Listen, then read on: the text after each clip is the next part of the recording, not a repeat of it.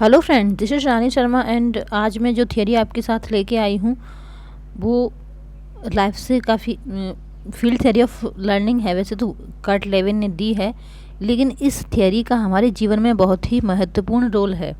और जैसा कि आजकल चल रहा है पूरे देश में या फिर पूरे संसार में ही कहा जाए, कोरोना महामारी फैली हुई है।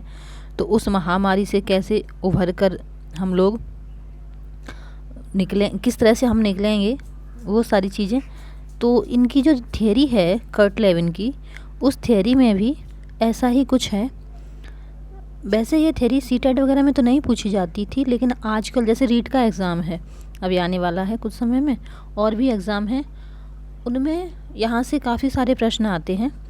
तो इसलिए मैंने कहा, और ये थियरी बहुत जल्दी मिलती भी नहीं है, इसलिए मैंने इसे सोचा इसको डिस्कस करना चाहिए।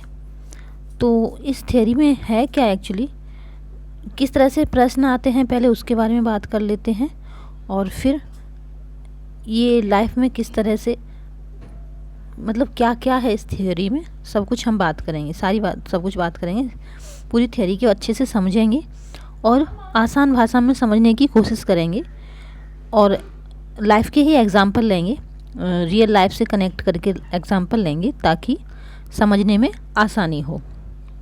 तो चलिए स्टार्ट करते हैं। पहली बात तो ये कि इसका नाम है फील्ड थ्योरी ऑफ लर्निंग, ठीक है, फील्ड थ्योरी ऑफ लर्निंग इसका नाम है। दूसरी बात ये है कि ये कर्ट लेविन जब अपनी डॉक्टरल थीसिस लिख रहे थे उस समय उन्होंने ये थियरी दी थी 1917 में, ठीक है, 1917 में दी थी। और ये थे कहाँ के, ये जर्मनी के थे। ये थोड़ा ब्लर हो गया है, चलिए देख लेंगे फिर नेक्स्ट। तो 1917 में दी थी ये थियरी, उन्होंने जर्मनी के थे। और प्रश्न आता है कि विशेष शब्दावली का प्रयोग किस मनोवैज्ञानिक ने किया है। तो वो कर्ट लेविन ही हैं जिन्होंने अपनी थियरी में विशेष शब्दावली का प्रयोग किया है। दूसरी बात, इस थियरी के कई सारे नाम हैं, जैसे फील्ड थियरी यानी कि क्षेत्र सिद्धांत, फील्ड थियरी भी कहते हैं, क्षेत्र सिद्धांत भी कहते हैं। दूसरा है स्थानगत सिद्धांत और तलरूप सिद्धांत या टोपोलॉजी भी कहते हैं। मतलब कुछ नए शब्द उन्होंने प्रयोग किए इस थियरी में। तो उसी तरह से इसके कई सारे नाम भी हैं। प्राकृतिक दशा का सिद्धांत, और यहाँ कुछ तो मैं लिख नहीं पाई हूँ, जैसे 3 फेज थियरी, वो भी इसके नाम है, ठीक है।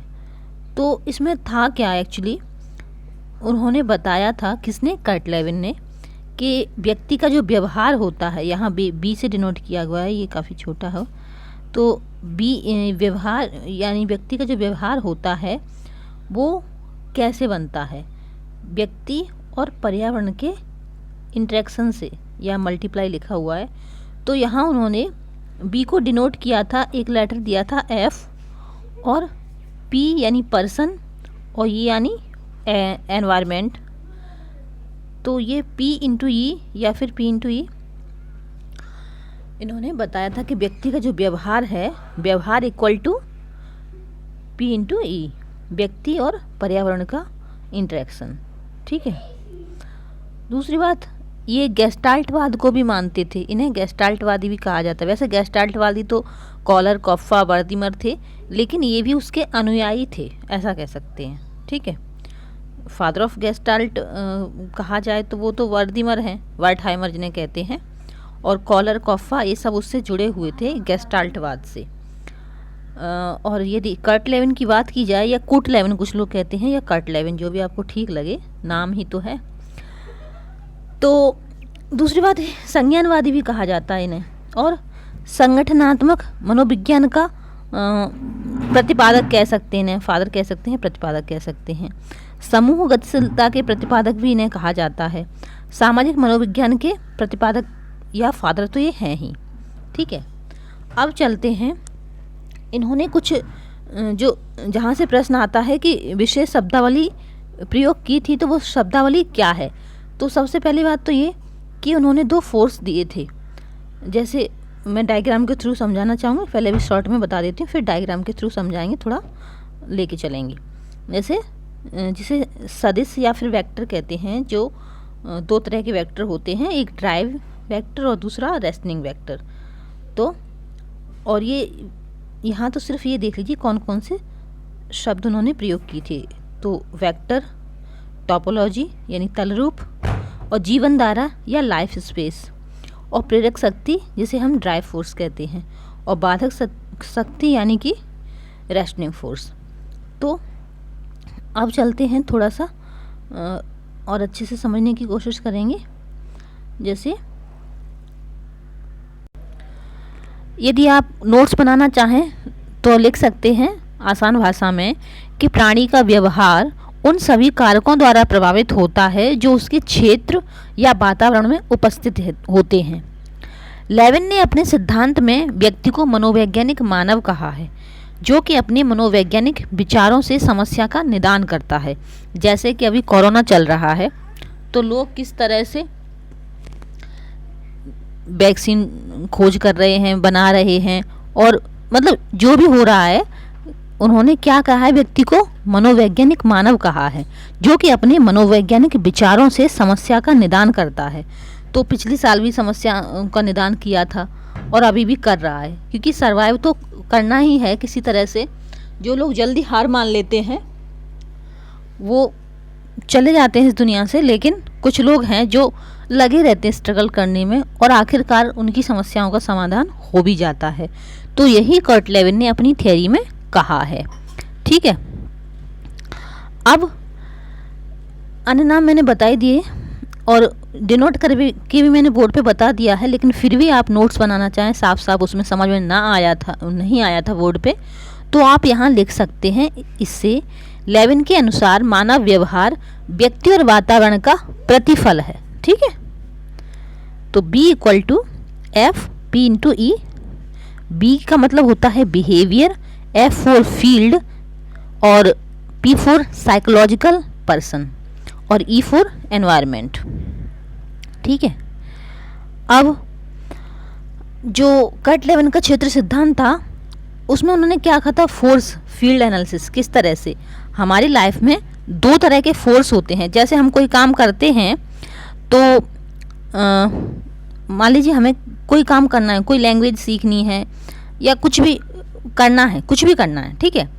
तो अब जैसे मैं वीडियो ही बनाती हूँ, वही एग्जांपल ले लेते हैं। तो एक है ड्राइविंग फोर्स, ठीक है, और दूसरा है रेस्टनिंग फोर्स। तो ड्राइविंग फोर्स क्या होगा, आपको उस गोल को पूरा करने के लिए, जैसे आपका ये गोल है, वहाँ तक ले जाएगा, फोर्स करेगा कि नहीं ये काम करो करो करो, बार बार आपको फोर्स करेगा। लेकिन ये गोल नहीं है एक्चुअली, ये तो बीच में वो दिया गया है इक्विलिब्रियम, यहाँ समायोजन होता है। गोल तो अभी और समझाऊंगी, कहीं भी है मान ली गोल है, तो ये क्या है, आपका ड्राइविंग फोर्स है, वो बार बार आपको फोर्स करेगा कि ये काम आप करो। लेकिन जो इसको हम आकर्षण शक्ति भी कहते हैं। जैसे मान लीजिए कि एग्जाम्पल ले लीजिए, आपने बच्चे को बोला कि आप स्कूल का होमवर्क कर लो या पिकनिक चलो, तो दोनों चीज़ों में से उसको जो चीज़ ज़्यादा अच्छी लगेगी, तो ज़्यादा अच्छी तो सीधी सी बात है पिकनिक ही लगेगी। होमवर्क करना किस बच्चे को अच्छा लगेगा, बहुत ही कम होते हैं ऐसे बच्चे जिनको होमवर्क करना अच्छा लगे, बैठ के पढ़ना। तो आकर्षण, जो ड्राइविंग फोर्स है इसका हिंदी में आकर्षण शक्ति भी इसको कहते हैं, मतलब हिंदी और इंग्लिश में दोनों ही समझ लीजिए। और जो रेस्टनिंग फोर्स है इसको बाधक शक्ति कहते हैं। जैसे कोई काम करने का मन नहीं करेगा, मुझे ये काम नहीं करना है, ठीक है, ये काम करने का मन नहीं करता, इसलिए आप क्या करोगे, आप इस तरह से बार बार से अपने आप को मोटिवेट करोगे, फिर से डिमोटिवेट हो जाओगे, नहीं करना है, नहीं मन लगा, क्या करना है, छोड़ो। कई बार लाइफ में कुछ आदमी सक्सेस होते हैं तो उनका जो ड्राइविंग फोर्स है बढ़ता जाता है, और नहीं सक्सेस होते हैं तो डिमोटिवेट हो जाते हैं, ठीक है छोड़ो, हो गया, नहीं करना है मतलब नहीं करना है, ठीक है। तो इस तरह से दो तरह के फोर्स होते हैं। इसको हम सपोर्टिव फोर्स कहते हैं, जो कि ड्राइव आप मतलब इस तरह का फोर्स आप बदलाव लाता है आप में। आप यदि सीधी सी बात है, आप कुछ करते रहोगे तो कुछ ना कुछ तो होगा ही ना, बदलाव आएगा ही आप में। और ये हिंडर यानी कि क्या कहा जाए, रुकावट पैदा करता है, ठीक है। अब एक जो डायग्राम था यहाँ जैसे यहाँ आ गए, ये गोल आ गया, यहाँ और अच्छे से समझ लेते। उस डायग्राम में उतने अच्छे से समझ में नहीं आया, लेकिन यहाँ इस डायग्राम से आपको पूरी थ्योरी समझ आ जाएगी। जैसे कोई भी व्यक्ति है, मान लीजिए ये F जो है ये कोई व्यक्ति है। कोई व्यक्ति कोई काम क्यों करता है? कोई काम क्यों करता है? नीड के लिए, है ना? किसी चीज़ की जो ज़रूरत होती है तभी तो करता है, हैं? ये कोई पर्सन है, उसको किसी चीज़ की नीड है, तभी वो कोई काम कर रहा है। अब ये जो छोटे छोटे डायग्राम में छोटे छोटे इस तरह की डिज़ाइन दिख रही है, ये क्या है? ये उसकी एबिलिटीज़ हैं, यानी कि उसके पास क्या क्या एबिलिटीज़ हैं, उसकी क्षमता कहें, उसकी स्किल्स कहें, वो हैं, इसकी एबिलिटीज़ हैं। तो ये है। अब ये मान लीजिए ये गोल है, हमने गोल निश्चित किया है कि हमें यहाँ तक पहुँचना है, ठीक है। और अब जो वेक्टर फोर्स है, वेक्टर का मतलब वेक्टर मतलब होता है सदिश, ठीक है। तो वेक्टर ड्राइविंग फोर्स उन्होंने अपनी शब्दावली में प्रयोग किए थे ना शब्द वेक्टर, यानी कि सदिश।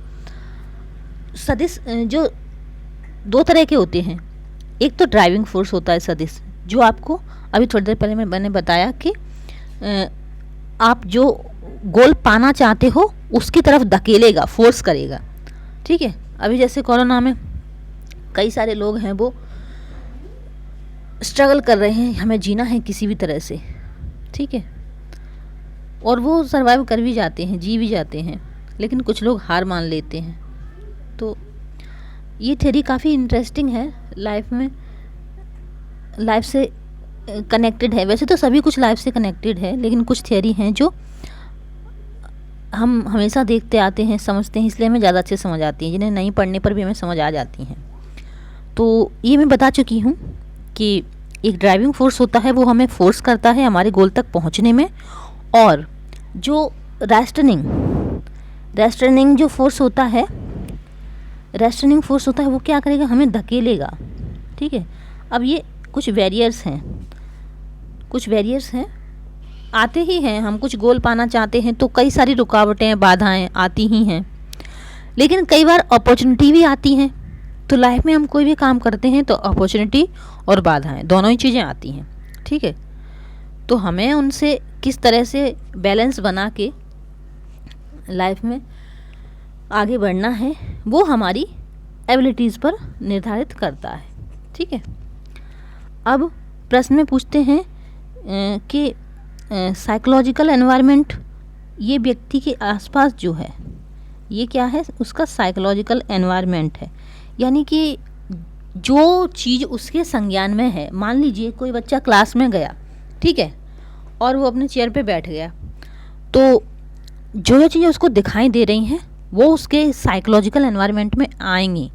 लेकिन उसके क्लास में बिल्ली भी बैठी है उसके चेयर के नीचे, लेकिन वो बिल्ली उसने देखी नहीं है। तो जब तक वो बिल्ली उसने देखी नहीं है तब तक वो उसके लाइफ स्पेस में नहीं है। इसको लाइफ स्पेस भी कहेंगे, ठीक है।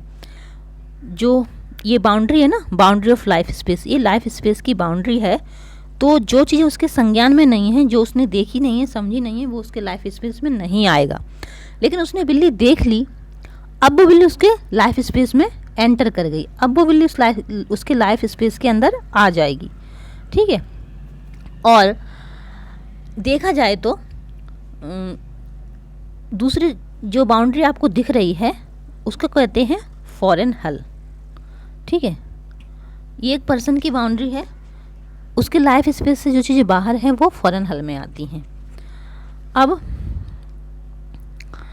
मान लीजिए भले वो बिल्ली उसके बाद चली जाए जो उसकी लाइफ स्पेस में आ चुकी है, लेकिन वो उसके लाइफ स्पेस में फिर रहेगी, ठीक है। अब यदि देखना चाहें कि जो लेविन का सिद्धांत है वो प्रत्यक्षीकरण तथा अभिप्रेरणा पर बल देता है, यानी कि मोटिवेशन पर। व्यक्ति के समक्ष दो प्रकार के चालक होते हैं, जिनमें एक तो उद्देश्यमूलक होता है तथा दूसरा उद्देश्य तक पहुंचने में विरोध का कार्य करता है। वही मैंने अभी बताया। तो दो तरह के चालक यानी कि वेक्टर होते हैं। अब इसको थ्री फेज थियरी क्यों कहते हैं? इसको थ्री फेज थियरी इसलिए कहते हैं, यानी कि तीन चरणीय सिद्धांत, कि मान लीजिए लाइफ में अभी कुछ चल रहा है, आपकी लाइफ, हमारी पूरे देश में अभी क्या चल रहा है, कोरोना चल रहा है, यही एग्जांपल ले देते हैं, आसानी से समझ आएंगी चीज़ें। तो क्या है, हम जैसे हैं वैसे ही नहीं रह सकते ना। अभी कोरोना आया तो क्या करना पड़ेगा, अनफ्रीज होना पड़ेगा हमें। हम जैसे हैं वैसे नहीं रह सकते, कुछ चेंजेस लाने पड़ेंगे अपनी लाइफ स्टाइल में, जैसे मास्क पहनना, हैंड वॉश करना, सावधानी बरतना, ये चेंज लाने पड़ेंगे। और इन चेंज के थ्रू फिर दोबारा से रीफ्रीज, यानी कि लाइफ वैसी ही बन जाएगी कुछ समय में, वो कहलाती है रीफ्रीज। तो पहले हम अनफ्रीज होंगे, अनफ्रीज होने के बाद कुछ बदलाव लाएंगे लाइफ में और फिर से रीफ्रीज हो जाएंगे, लाइफ फिर से स्टेबल हो जाएगी। ठीक है, अभी थोड़ा चेंज का समय चल रहा है, इसलिए हमें बार बार कुछ न कुछ चेंजेस लाने पड़ रहे हैं, ऐसे नहीं तो ऐसे, इसलिए इसको थ्री फेज थियरी भी कहा है। अब आप नोट्स बना रहे हैं तो वहाँ लिख सकते हैं कि कर्मचारी अपने कार्यस्थल के माहौल में परिवर्तन होने पर किस प्रकार की प्रतिक्रिया व्यक्त करते हैं। इस बात को ध्यान में रखते हुए कर्ट लेविन ने three phase theory of change the है। तो इस सिद्धांत का संबंध काफ़ी हद तक कार्य प्रबंधन से है। इस सिद्धांत में बताया गया है कि परिवर्तन को अपनाने का प्रयास करने वाला कोई भी कर्मचारी निम्नलिखित तीन चरणों से गुजरता है। तो आप नोट्स छोटे बना सकते हैं या जैसा आपको मन करे वैसा आप बना सकते हैं। तो पहला चरण है अनफ्रीजिंग। अभी मैंने बता ही दिया था कि कर्मचारी के लिए यह एक महत्वपूर्ण चरण है जिसके दौरान वह बदलाव और इसके कारण को समझने की कोशिश करता है। उसके बाद वह बदलाव को स्वीकार करने के लिए खुद तैयार होना शुरू करता है और इसके अनुकूल बनने की कोशिश करता है। ठीक है, अब दूसरा चरण क्या है, परिवर्तन। लेविन ने इस बात का उल्लेख किया था कि परिवर्तन एक बार होने वाली घटना नहीं है, लेकिन यह एक ऐसी प्रक्रिया है जो सिस्टम के आसपास होने वाले बदलावों पर निर्भर करती है। दूसरे शब्दों में, सिस्टम में परिवर्तन आसपास के वातावरण में होने वाले बदलावों के कारण होता है। यह चरण इसलिए इतना कठिन होता है क्योंकि यह बात कोई नहीं जानता कि भविष्य में क्या होने वाला है। इसलिए किसी भी संगठन में ऐसा परिवर्तन लाना कठिन होता है जो लंबे समय तक टिका रहे। आप समझ रहे हैं, ये थ्योरी मैंने इस समय इसलिए डाली क्योंकि आप आसानी से समझ सकते हैं कि हर सदी में कुछ न कुछ बदलाव होते हैं। कभी कोई महामारी आ गई या कुछ और चीज़ें लाइफ में आती ही रहती हैं जो कि बदलाव लाती हैं। तो ये दूसरा चरण है परिवर्तन का। ठीक है, ऐसी स्थिति में जहाँ लोगों को परिस्थितियों का अनुमान लगाना होता है और वर्तमान के आधार पर निर्णय लेना होता है, वहाँ आदर्श तरीका यह है कि सरल और साधारण लक्ष्यों के रखने के बजाय चुनौतीपूर्ण लक्ष्यों के बारे में सोचें और उन्हें प्राप्त करने का प्रयास करें। ठीक है, तो यही थ्री फेज थियरी है। अब कुछ लोग जो इंग्लिश में अपने नोट्स बनाना चाहते हैं तो वो भी बना सकते हैं। जैसे कर्ट लेविन ने जो विशेष शब्दावली का यूज़ किया था, main concept used in Lewin's field theory, the first is topology, second is vector, third is life space, balance और वेरियर्स। ओके, और गोल, टेंशन या फिर कॉन्फ्लिक्ट ज़्यादा सुटेबल वर्ड है हियर, और कॉग्निटिव स्ट्रक्चर। इनको डिटेल में समझना है तो टोपोलॉजी का मतलब है, टोपोलॉजी क्या है, एक मैथमेटिकल वर्ड है, refers to the structure of life space inside outside boundary in such a way as to define the range of possible perception and action which is accomplished by showing the arrangement of the functional parts of life space. When an individual structures his life space, he divides it into regions. The second word is vectors. A force which is influencing psychological movement towards a goal or away from it. The third word is life space. It is the psychological feed space that contains the whole of one's psychological reality, oneself, and what one think or for what one gains from one's physical and social environment. Valence. When an object attracts a person, the object is said to have positive valence, and if it is repels a person, it is said to have negative valence. Example: when a child is to choose between going to picnic and playing with his friends, where the both objects attract the child, these are positive valence. Goal. It is a region of valence, region of life space to which a person is psychologically attracted. Tension or conflict. It is closely related to psychological need, and tension can be released by reaching the goal or through reconstructing a life space. As a person influenced by several valences at a time, these given rise to conflict. Cognitive structure refers to insight or understanding. It is a environment including a person as known by person. There is a question came in net December 2018. In according with Kurt Lewin,